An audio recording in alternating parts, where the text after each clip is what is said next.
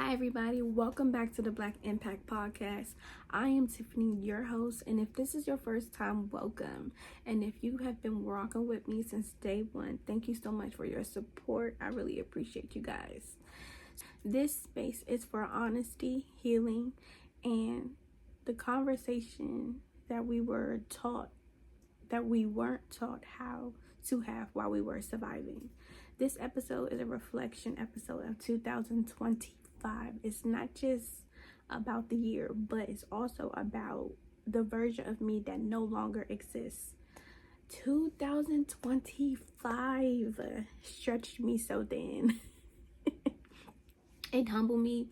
It broke me into pieces. It broke me to open up. I learned how to trust myself. I learned how to quiet the noise. I practiced patience and giving myself grace because not everything is needed to be like rushed. So today, I'm going to reflect on what 2025 taught me: codependency and comfortability. Stepping out of my comfort zone. You see Divine in the back.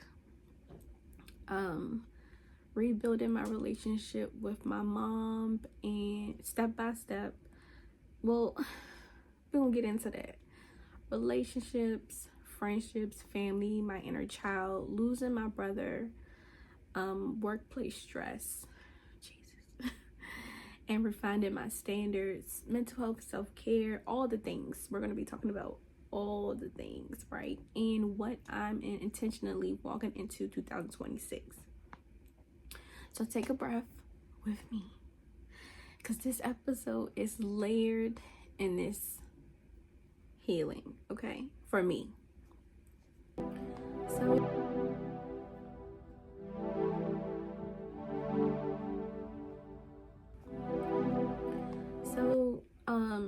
2025 taught me that growth doesn't look like production. Sometimes it looks like grief. Sometimes it looks like slowing down. Sometimes it looks like choosing yourself even when it's uncomfortable. I learned I could no longer live on autopilot. I had to be intentional with my energy, my time, and my emotional labor. This year forced me to ask myself, who am I when I stop performing? Who am I when I'm surviving? Who am I, and when am I finally going to listen to myself? And the answers weren't always pretty, but they were honest. I also learned patience, and I'm still working on my patience, because sometimes my patience is thin, but I'm still learning patience. But you know, I'm learning patience with myself, patient with life, patience with peace of healing, right? Because healing takes time. It's not rushing, you know what I'm saying? Like, it's not a rush. One of the biggest revolutions of 2025 is realizing how codependency shaped my life.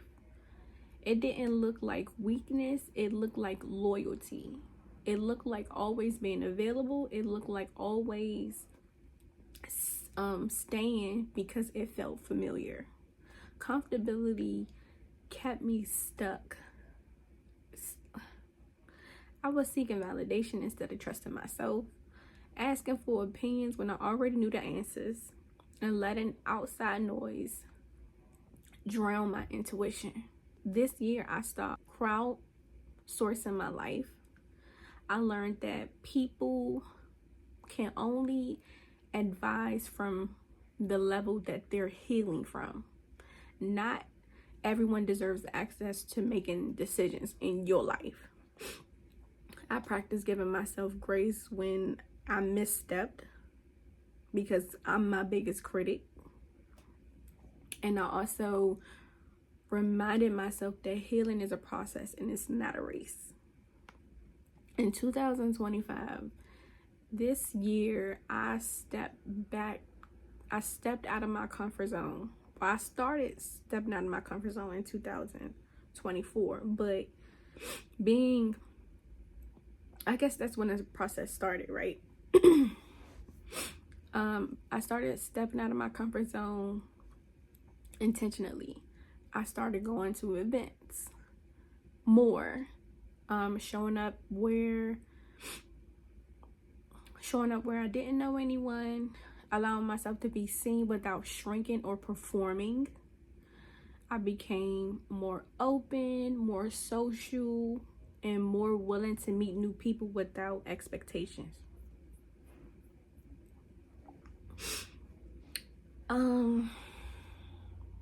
I also became better at taking care of my body, working out more, eating better more, moving my body as an act of self-respect and not punishment. With all of this, I learned patience, and I'm still working on it because I don't look the way that I want to look, but I can see changes. Patience is process. Patience with my body, patience with the journey of healing to love myself and more deeply, right? As I grew, my relationship shifted. Some friendships fell away. Some relationships required more boundaries instead of access. Family dynamics asked me to show up differently. I stopped overextending. I stopped over-explaining. I stopped betraying myself to keep my peace. I learned access is earned. Boundaries are love and protection. Peace is non-negotiable. And giving myself grace is essential. I reminded myself not to rush reconciliation over connection. Some relationships will rebuild naturally if given the time, right? And I also learned to let go of grudges, right? I learned that in an early age, but still, like, I used to be a grudge holder, so I learned to stop holding grudges and let stuff go because it's out of my control, and holding a grudge is not healthy for me. Because what am I holding on to that energy for? Let that shit go. It has nothing to do with me. Let it go. Forgive them, move on, and move forward. One of the most delicate part of healing this year is rebuilding my relationship with my mom. It's still not there. It's hard, but taking steps, one step at a time, not forcing closeness, not rushing forgiveness, not pretending things didn't work or didn't happen. I'm taking it step by step. Trying to have honest conversations when the person is ready to, and not forcing it. Allowing space when it needs to be space, and showing up intentionally whenever they want me to. Not like that though. Giving myself grace for taking steps forwards or taking steps back. Healing doesn't require urgency. It requires intentions and patience. And this year, it made me sit down with my inner child, right? I started journaling more. I never thought that I would be journaling, or I never even thought about healing my inner child, or I just thought that I was okay. But no, everything comes from like your inner child, how you show up in the world, how you navigate relationships, everything. So the little girl who learned how to be strong at an early age, who learned how to read the room, who learned how to adapt instead of eggs, right? I unpacked how my relationship with my mom shaped my sense of responsibility, how my relationship with my dad shaped my understanding of emotional safety, or what I needed from emotional safety. My inner child did not need fixing. She didn't need fixing. She needed reassurance. She needed gentleness. She needed consistency, right? And I learned how to give that to myself with patience and with grace. One of the hardest moments of 2025 was losing my brother. My brother, he's my oldest brother. And he was in a car accident when I was 9 years old. And it's just a long story. And yeah, I don't want to get into that. I'm still going through that. Lord Jesus. Jesus. Okay.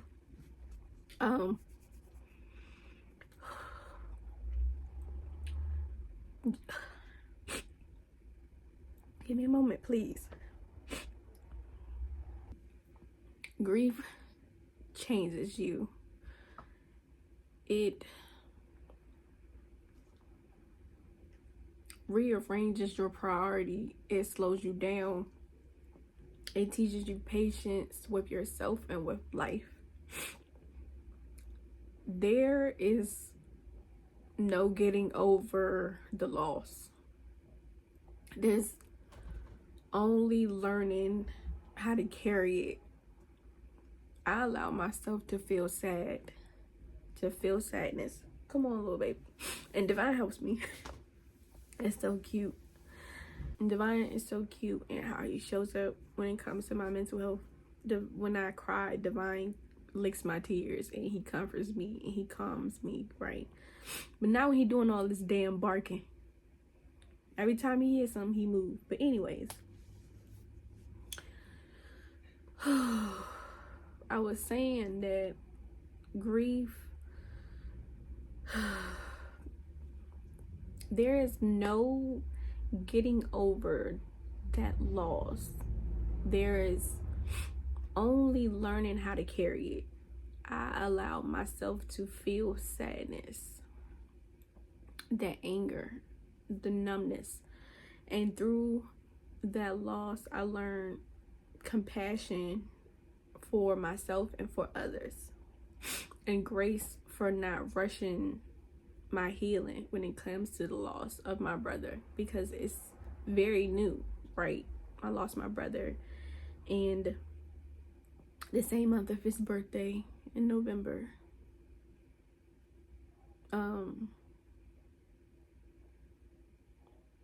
Yeah. And I'm still processing that. It's hard, but I'm getting better. I don't want to cry. Crying is good, but I don't feel like crying right now. Also, helping my father navigate that, because that was his oldest son. And then also, my father had navigated my father dementia, and adding, layers onto that grief. Watching someone you love slowly change their life,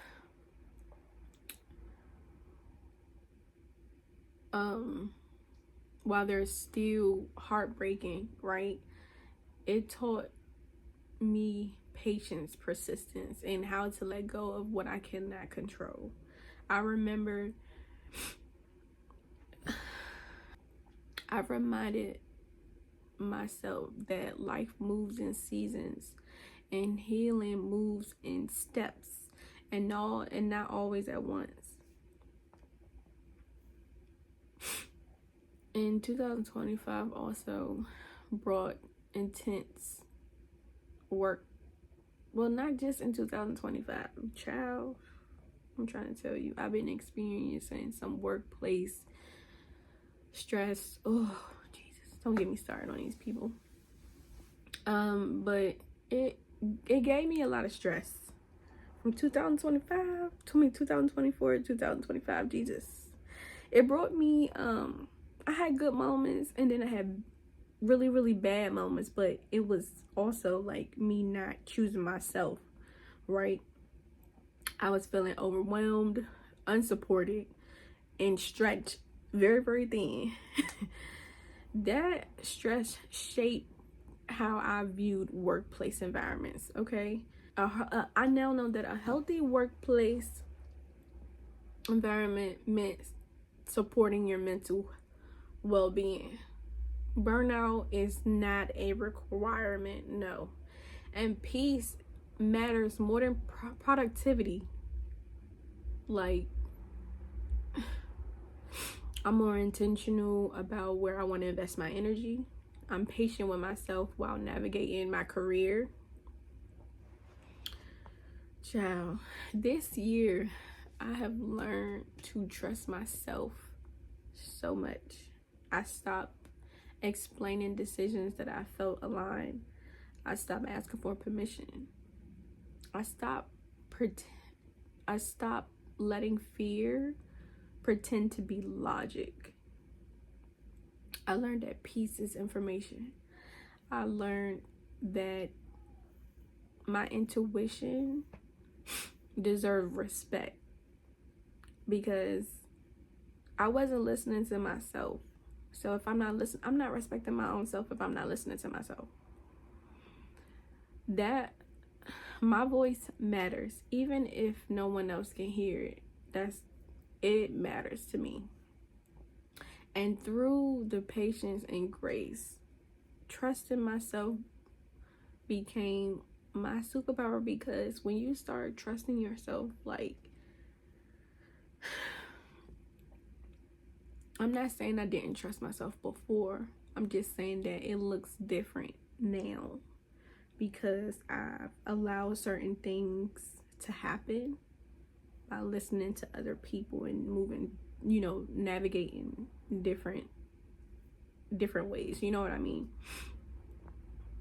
But my intuition, my discernment, those are my superpowers, okay? My confidence, those are my superpowers. In 2026, baby, I am not chasing healing. I am living in healing, okay?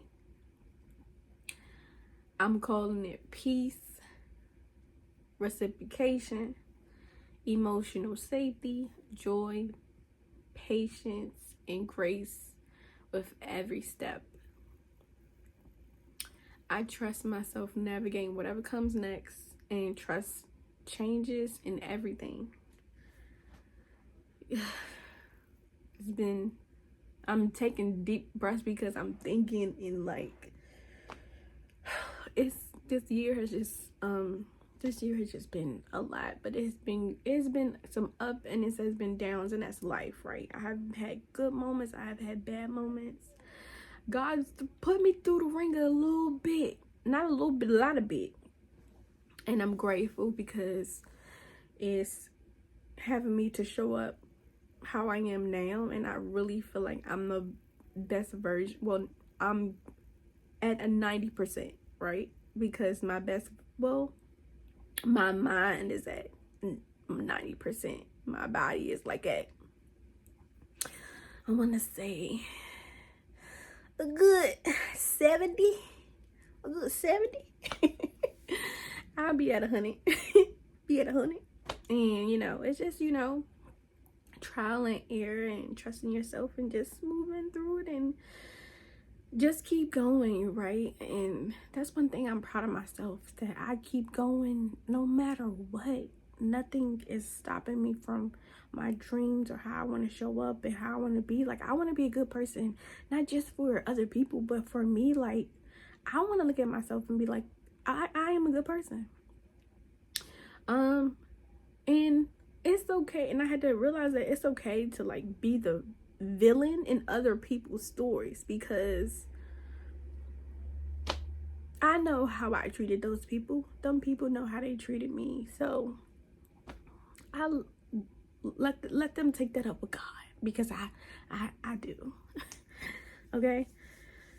But I just learned so much in 2025 Jesus so much. And I'm grateful from my heart, and I love myself more. And yeah, start telling yourself that you love yourself, because I don't think we tell ourselves we love ourselves out loud enough. So start telling yourself, I love you, okay? And you know, see how that makes you feel, because it makes me feel good, because I love me. If 2025 taught me anything, it's healing doesn't need to be rushed. Growth doesn't have to be an audience. Choosing myself is always worth it. Every time. Every time. Peace, grace, trusting myself, and not letting outside noise dictate my journey. Because the moment you start listening to other people, think about it. Listen to yourself. You know what's good for you. Your body is going to tell you what's good for you. So guys, thank you so much for this experience. Thank you so much for tuning in. My anniversary is coming up. We're coming up on 2 years. Yay! Consistency. I'm still working on consistency when it comes to other things, but it's a process. But guys, thank you so much for listening, and I look forward to seeing you guys in 2026. See Divine. He nosy. This is the Blck Impact podcast. I am Tiffany, and thank you for holding space for me, and I'll see you in 2026. And stay tuned for our anniversary. Bye guys.